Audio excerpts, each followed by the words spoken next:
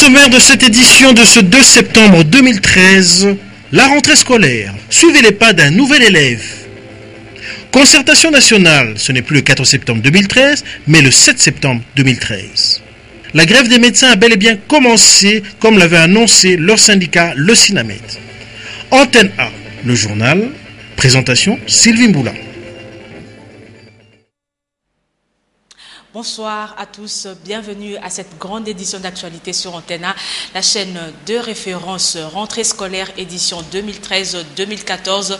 Les Bleus et Blancs ont repris le chemin de l'école et pour ouvrir ce chapitre, nous vous proposons ces constats faits par Anne-Marie Ossite et Hugues Moussongilay au complexe scolaire Bakuna et au collège Saint-Théophile dans la commune d'Elemba. Suivez. Après 2 mois de vacances, les élèves et les enseignants ont repris le chemin de l'école ce lundi 2 septembre sur toute l'étendue du territoire national.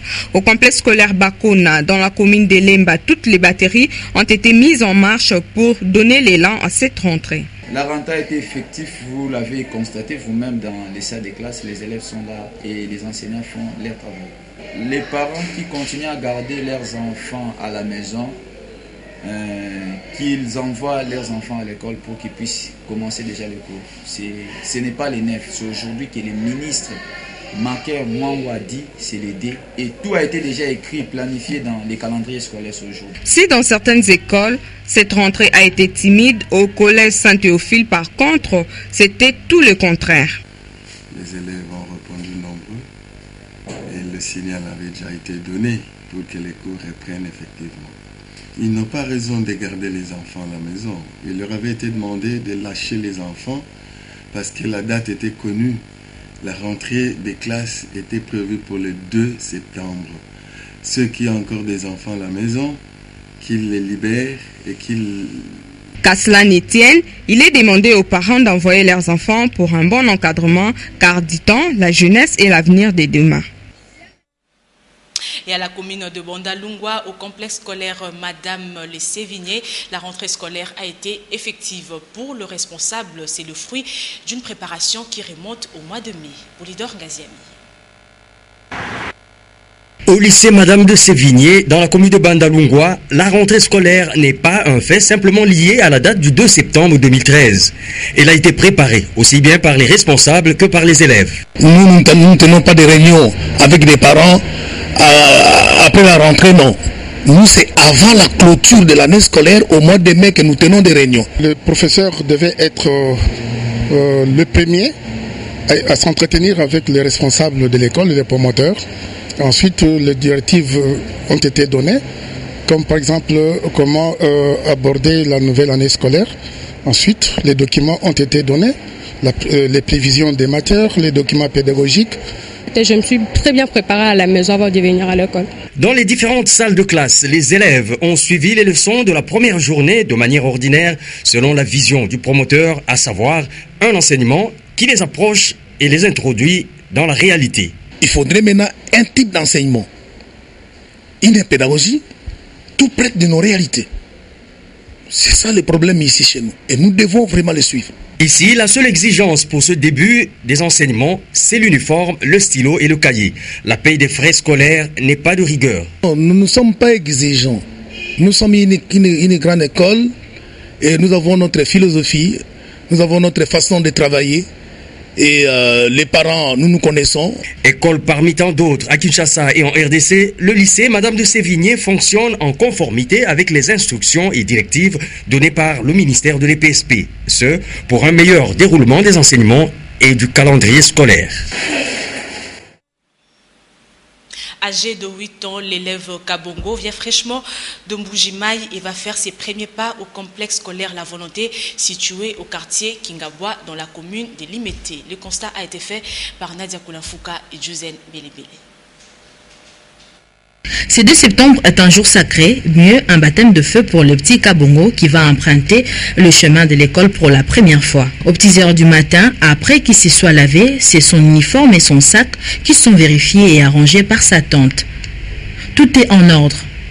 Il peut donc aller à l'école. La grande difficulté pour les petits écoliers, c'est le fait qu'il ne s'exprime qu'en Chiluba, car il vient fraîchement d'Mbujimaï.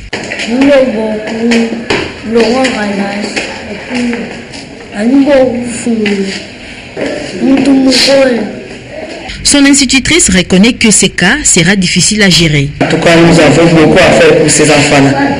Mais comme nous sommes habitués, nous allons tout faire pour que lui aussi soit au même niveau avec les autres. Nous espérons qu'après le premier trimestre, cet élève sera en mesure de bien s'exprimer et écrire malgré ses débuts difficiles.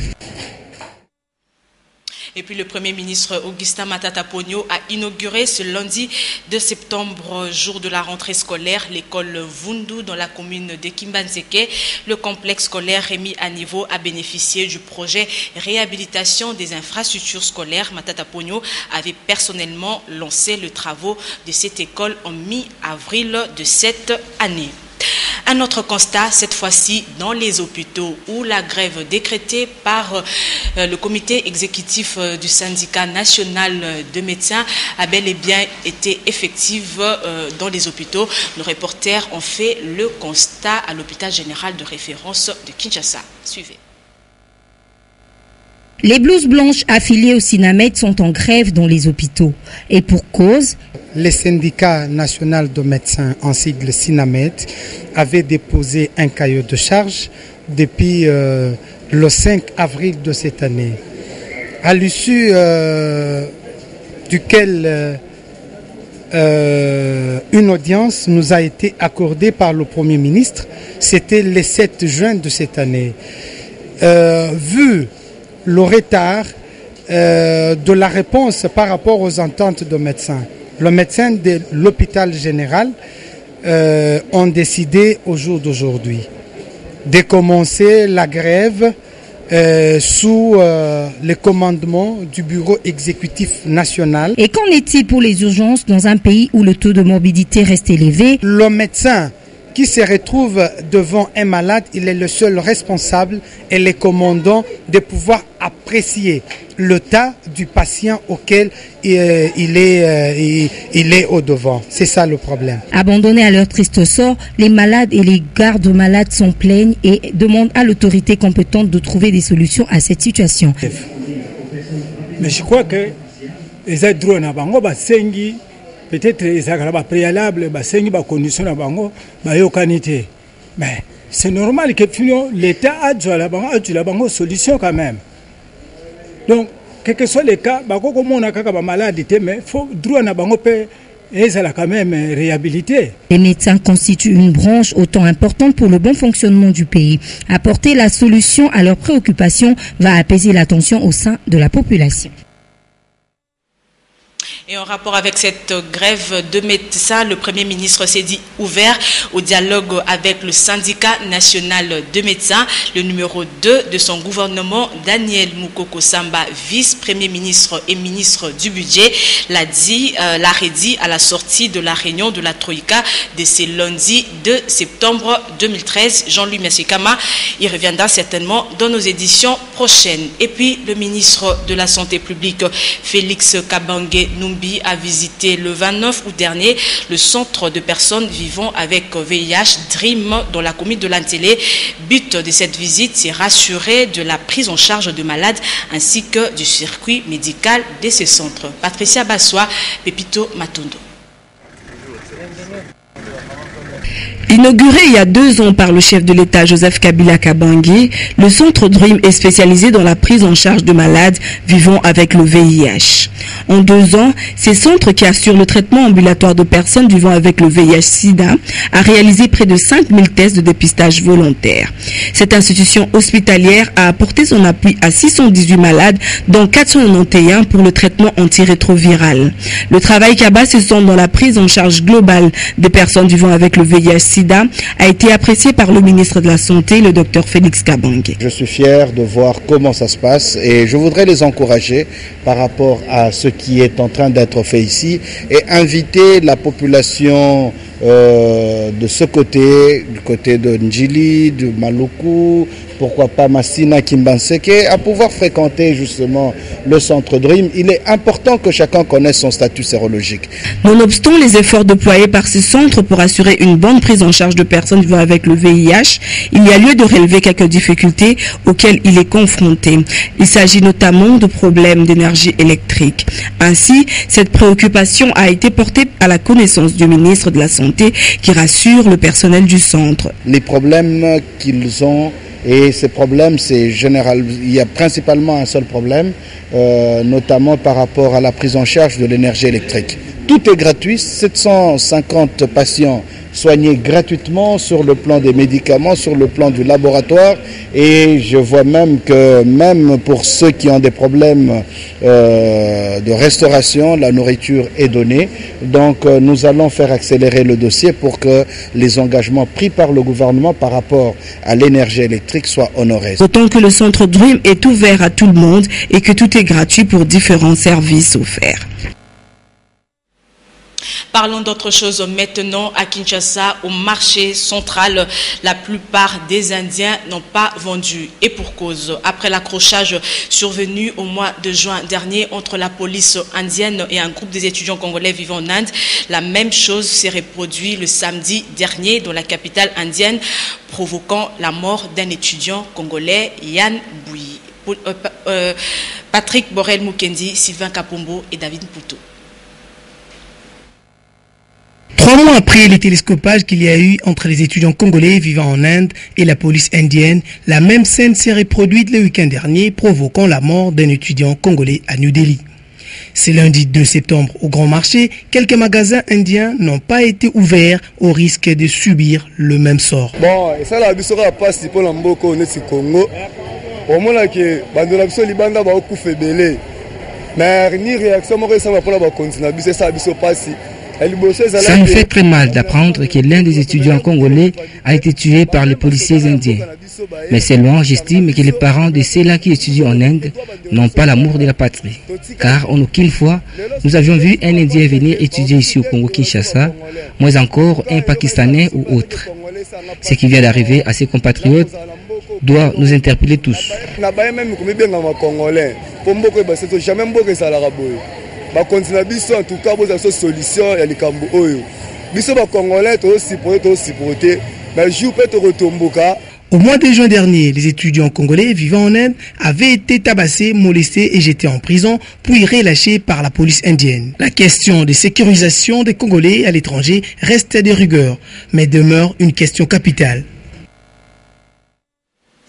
Et pour avoir des amples informations sur cet assassinat, le vice-ministre des Affaires étrangères, Célestin Tunda Wakasende, a convoqué l'ambassadeur de l'Inde en RDC pour lui fournir des explications sur ces drames. Patricia Amouli. Manohar Ram, ambassadeur de l'Inde en RDC, a affirmé au vice-ministre des Affaires étrangères que c'est pour la première fois qu'un étudiant congolais subit ces crimes ignobles dont l'enquête est en cours. Mais cette situation ne remet pas en question les bonnes relations entre New Delhi et Kinshasa. And those who are responsible for this act, I'm sure and I'm confident. Ces coupables, ces méchants qui ont commis de tels faits,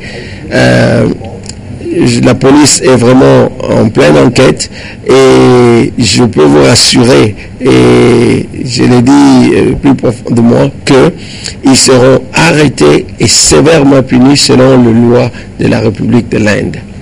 Au nom du gouvernement, le vice-ministre des Affaires étrangères, Célestin Tunda Wakasende, a donné quelques mesures prises. Premièrement, sur la situation de l'étudiant qui est décédé, pour retrouver les coupables, pour ouvrir un dossier de poursuite contre ces coupables et envisager quelques actions en faveur de la famille qui a perdu l'enfant. Mais aussi nous voulions avoir des assurances en ce qui concerne l'avenir, pour la sécurité de nos citoyens, étudiants ou pas étudiants, tous ceux qui vivent en Inde, comme vous le savez, il n'y a pas que les étudiants, il y a les personnes qui vont en Inde pour se faire soigner, il y a des diplomates, il y a d'autres personnes également qui s'attellent à leurs activités privées en Inde. L'ambassadeur de la RDC en Inde arrive dans 48 heures avec d'autres éléments pour éclairer la lanterne des autorités sur cette affaire. Et cette nouvelle en bref, avant de passer à autre chose, selon les informations en notre possession, les démarrages des assises de concertation nationale seraient reportés au 7 septembre 2013. Après une descente ce lundi 2 septembre 2013 au Palais du Peuple, nos reporters nous ont fait savoir qu'apparemment, jusqu'à 17h, juste rien n'a confirmé en tout cas les préparatifs du démarrage de ces forums pour le 4 septembre, comme annoncé par les présidiums de concertation nationale. Comptant pour la 4e journée de la phase de poule de la Coupe de la Confédération, le tout-puissant Mazembe a reçu l'équipe Bizerta hier dimanche 1er septembre 2013 dans ses installations à Kamalondo, à Kinshasa. Le groupe de soutien au tout-puissant Mazembe que dirige le colonel Van Kassongo a suivi avec beaucoup d'intérêt ces matchs qui s'est soldé sur la victoire du Congolais 1-0. James Katambwa, Anne-Marie Ossite. Habillés aux couleurs du club du supporter du TP Mazembe de Kinshasa ont répondu massivement au rendez-vous du groupe de soutien au tout-puissant Mazembe que dirige le colonel Van Kassongo pour suivre les matchs Mazembe-C à Bizertin. Il fallait à tout prix une victoire, mais le but libérateur a tardé à venir. C'est à la 85e minute que Kalaba va délivrer les Badiangwena. Enfin, c'était un match qui était vraiment très compliqué.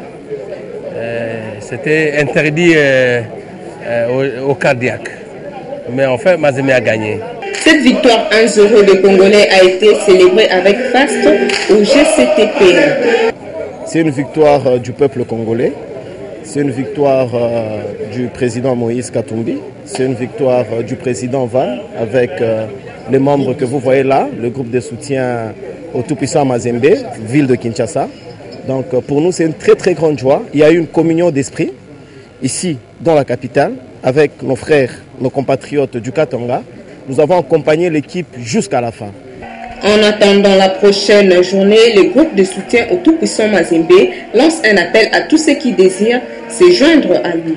Notre organisation ne peut qu'attirer ceux qui sont encore en gestation, ceux qui, chez eux, hésitent. Moi, je les encourage. Les portes sont vraiment très ouvertes. Ils peuvent venir, on va les accueillir. Voilà. Comme le veut la tradition, en pareille circonstance, la 3e mi-temps était au rendez-vous.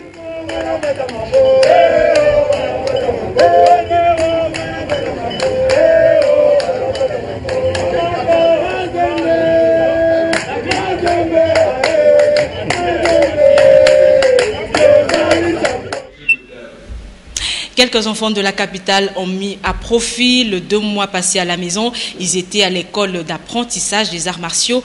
La clôture de ces 2 jours de vacances a eu lieu le samedi 31 août 2013 au stade de Martyrs de Kinshasa. Ndaye Ilambouchi. 2 mois durant, les enfants de 3 à 15 ans ont été initiés dans la pratique des disciplines suivantes: le taekwondo, le karaté-do, la lutte et le grappling. Ces derniers ont appris les différentes techniques de base des arts martiaux et surtout la maîtrise de la vie. Pour boucler la boucle, quelques exercices d'exhibition ont été au rendez-vous lors de cette clôture du dojo des vacances. Je suis heureux dans cette organisation parce que le dojo vacances olympiques nous a surpris cette année avec 130 enfants, sportifs et non sportifs. Nous avons eu beaucoup de difficultés sur le plan financier. Cela veut dire qu'on n'a pas pu donner le meilleur de nous-mêmes parce qu'on n'avait pas un sponsor. On croyait qu'en finish, le comité olympique allait nous soutenir à ce jour. Et le comité olympique ne s'est même pas manifesté. Et les difficultés, nous en avons eu autant, beaucoup alors. La 7e édition du dojo des vacances s'est terminée dans une bonne ambiance.